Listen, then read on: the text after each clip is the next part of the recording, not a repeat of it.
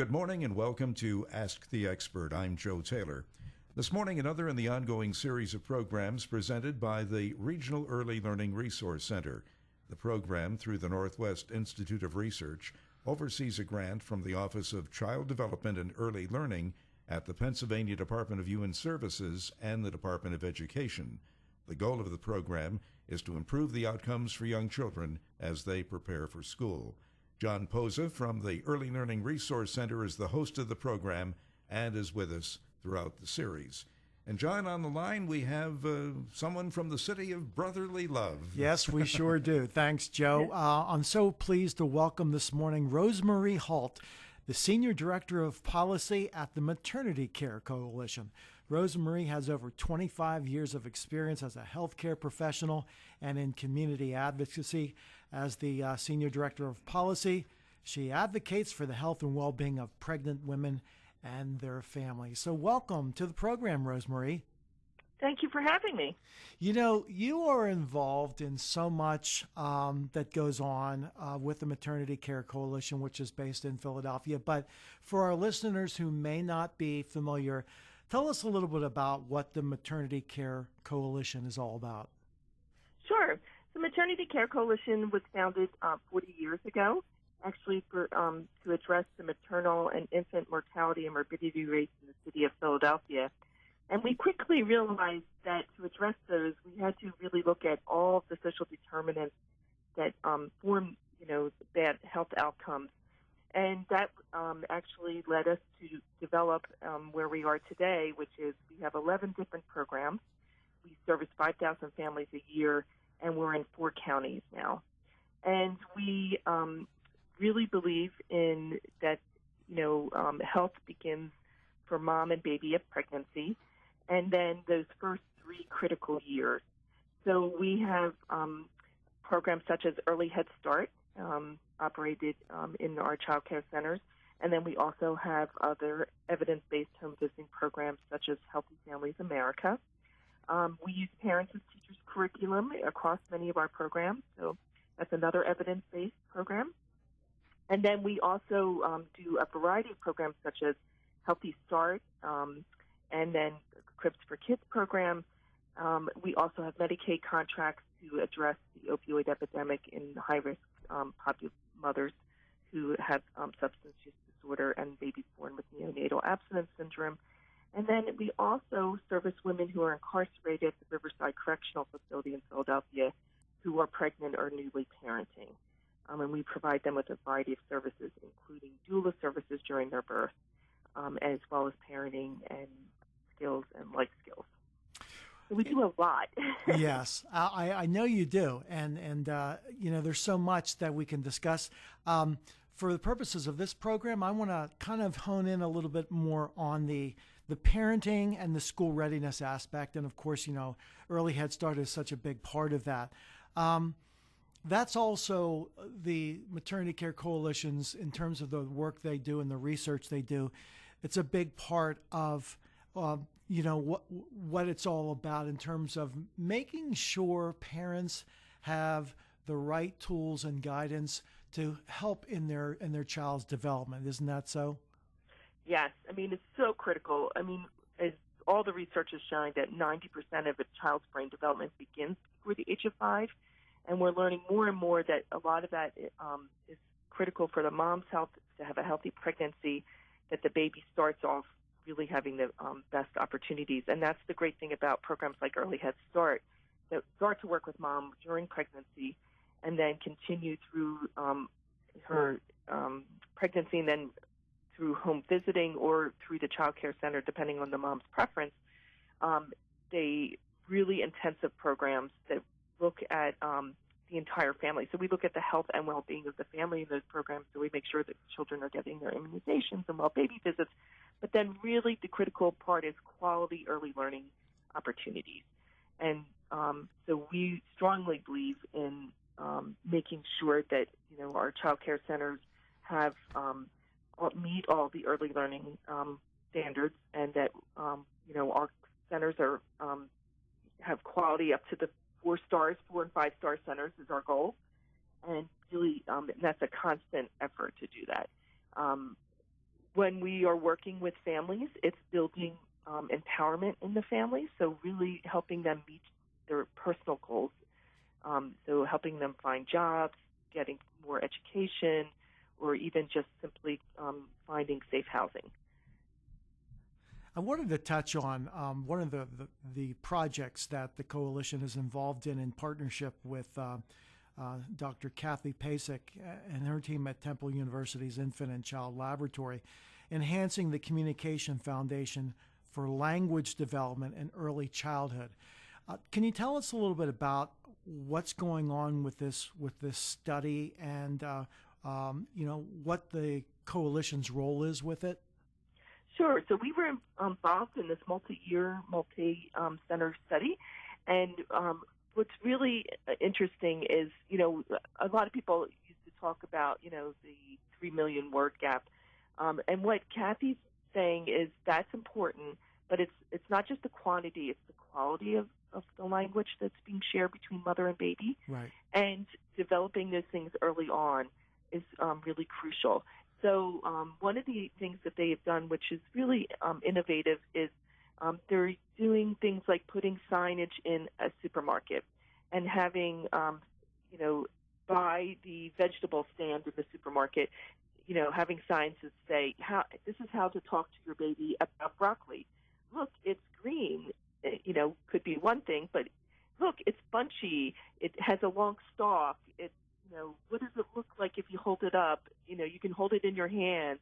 So it's just having different ways of looking and talking about everyday things in a child's world really increases those brain neuron development that we talked about, where the neural connectivities are just rapidly firing in those first 3 years, and stimulating them even more with this more complex way of doing everyday things. And so, and helping moms who may have not had the opportunity of having those conversations themselves when they were younger, so helping them have the tools to have those conversations as well. So that's why having them in supermarkets, in clothing stores, just everyday places where mom and baby could be. There's some movement in towards having them in playgrounds and, using activity, fine motor skills, helping them along with the language development. And it can start when the baby is, not even talking. That's even more important. Yeah. To just even holding up something to a baby visually. Unfortunately, many low-income mothers and maybe those incarcerated too may have already dropped out of school or perhaps not been brought up to regard education as a high priority. Do you work with these moms to show them the importance of getting their child into early learning programs and doing the kinds of things you were just talking about? Yeah, unfortunately, it's what's really remarkable that we have found is that most moms, I'd say 99% of moms that we work with, really want the best thing for their child. And so, what's great is that there's never really a lot of resistance in helping them with these things. It's just giving them the tools in the toolbox to use. And so, but also doing it in a culturally and linguistically appropriate manner, right? So it's, across Pennsylvania and different communities, there's, different languages and cultures that are spoken. And so really being responsive to those needs as well. So in Kathy Hirsch-Pasek's study, we also had materials translated into different languages because, you want to not only just focus on English, which we try to do both at the same time, but making sure that the baby is able to learn in their language that's spoken at home as well, which is what the parents are using. But what's really interesting is once we find that the parents are learning along with the child, when you have those opportunities, because then the parents start asking really much more involved questions as well, which that's exciting when you start to see that. I wanted to touch on something that is somewhat controversial these days, and that's the child immunizations. Because, as important as they are, there are still parents out there who just are not sure. They don't trust what impact, if any, those immunizations could have on their child. We heard so much about and I don't know whether this has ever been proven, but the heightened cases of autism. No, it's been actually factually disproven. Yeah. Oh, okay, yeah. But yet, and Joe and Rosemarie, there's still families out there who just have somewhat of a mistrust about those immunizations. What can we tell parents today to make them feel confident that those immunizations are safe? Right. So actually, this is one thing that I didn't share with you. My first career is as a pharmacist. That's what I thought. Yes. Yeah. Yes, and I master's in public health. So that, for me, is really critically important. Getting that information out to families to feel comfortable that of course you're worried what you give your child, and we're worried about the food we give them and contamination in water and things like that. The vaccinations are actually one of the safest things that you can do for your child. And, unfortunately, we've had almost too much success, and I'll quantitate that by saying we have generations of parents now who never knew what it was like to have measles or mumps, or to see the harm that causes, or to have a child with whooping cough, or to have a neighbor's kid who has died from that. We have a whole generation of new parents that never experienced that because they were all vaccinated. Right. And now we have this generation that, through the internet and other things, have really gotten a lot of misinformation about what happens when you vaccinate your child. Vaccination has been a public health really success story in that we have eliminated a lot of the things that children used to die from, or have severe morbidity or lifelong effects from having a childhood illness, and we've eliminated that. I often use the experience of my own life. So I had a cousin who was born the year before me, who actually his mother contracted German measles while she was pregnant, and he was born deaf and mute. And I was born a year later, and when the vaccination came out, and I had a normal childhood, and he suffered those things for his entire life. Yeah. So I think to reassure parents that the vaccinations are safe, and there is, most pediatricians do have. If you're worried about giving too many vaccinations at one time, you can have a different vaccination schedule that you can spread them out. But the critical point is to get the children vaccinated on time to protect them and to protect the community, because there's a thing called herd immunity. And so that's what's happening with the measles outbreak, is that not enough people have been vaccinated, so more people are at risk because not enough of us have been vaccinated. And speaking of measles, because that's obviously in the news with the outbreak now, what is the general criteria for when a child should receive the vaccination for measles? Well, so you caught me off guard on that one, Okay. but I will say there is a whole vaccination schedule that actually is the Pennsylvania Department of Health has it online as well. And so there is the measles, mumps, and rubella. There is one of the first vaccinations given, and then that vaccine is repeated throughout the child's first 5 years. Okay. So you have to get a booster of it. The one-time dose is not effective, and now they are also recommending doses as an adolescent as well. But the exact timing of the doses I don't have in my brain right now. So, but I want you to know that it's multiple doses are needed of the MMR. Yeah.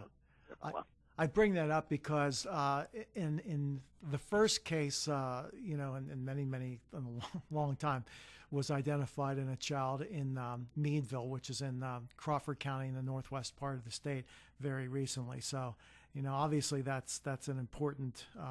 That vaccination is extremely important. I want to. But the children don't get it. So the children at most at risk, though, are infants. Yes. Yes. They don't have that vaccine right away. So. You really worry about very young infants being exposed in the community. And the adverse effects on a child, an infant having measles, can be life-threatening. Yes, absolutely so. It's that's why we really focus on everybody getting vaccinated, and because until everybody is vaccinated, that protects the child in that household. So making sure not only the children in the household are up to date on their vaccines, but also the parents. Right. I want to talk a little bit about your work specifically as Senior Policy Director. How much of a role do you play in terms of establishing policy that, do you work with legislators to enact, new laws and changes regarding care for children and health issues? Yes, we do. And there's a lot going on in Pennsylvania right now. We know that over 65% of the families in Pennsylvania, the mother's income is the primary income. Right. And so there's a lot of acts right now that equal pay, raising the minimum wage are all on the table in Pennsylvania right now. Workplace accommodations for pregnant mothers as well are all bills that are before the Pennsylvania legislature right now. And many of them are positive for families and help the, we know that if a family has enough income, then they're less likely to need social services and other benefits. And so making sure that families are strong enough to take care of themselves is really critical. So we support all of those. And then we also are looking at what's happening around early education in Pennsylvania. So we're trying to grow those investments in pre-K, which the ask this year is for $50 million to serve an additional 5,500 young children. And then there's $50 million in state funds to ensure healthy development of 10,000 infants and toddlers through consistent routine relationships in full quality childcare. And then, the support for the $5 million line item for home visiting programs such as Early Head Start, Nurse Family Partnership, and there's actually several of those programs in Pennsylvania right now, which is Safeguard of Care Augmented, Parents as Teachers, and Family Checkup as well. So lots of things going on as far as the Pennsylvania budget right now, which is in hopefully will be passed on time in June, right. And which is really critical to have sustained funding for these programs in education to make sure that children are ready to learn when they go to kindergarten. You are in Philadelphia. We, of course, are in rural Pennsylvania. You wouldn't think we have a lot in common. One thing, unfortunately, we do have in common is the opioid crisis. You mentioned it a bit earlier, and opioid crisis and other drug addictions. This has resulted in women, especially young mothers, being incarcerated, some of them pregnant. Are they getting, while they're incarcerated in jail, in prison, adequate prenatal care, and what can be done or is being done to assure that they get the care that they need? Yeah, so there's two kinds of incarceration for women. So one is a county jail. So that's usually a short-term incarceration, and depending on the county and the legal system, how long they can be there. In Philadelphia, that can range, anywhere from 30 days up to a year, depending on the system. That's just for the county jail, and then the prison is the longer-term incarceration, and that's run by the state. So I make a distinction there is because oftentimes the services that women receive are kind of different depending on the type of facility they're in. But in Pennsylvania, for pregnant women, certainly they are mandated to provide medical services while they're there.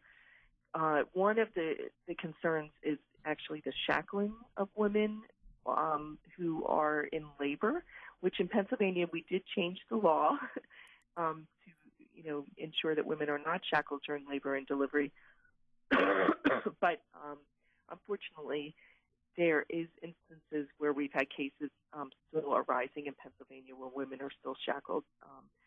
And so that's a concern. And then with the opioid crisis, right now there is a concern about the type of what we call medication-assisted treatment. So if you do enter into the prison with an opioid disorder, that you are given the proper medication that you need to have a successful pregnancy, one, because you don't want to abruptly discontinue, even if a woman's using an illegal substance, you don't want to abruptly discontinue that while she's pregnant because it could cause harm to the baby.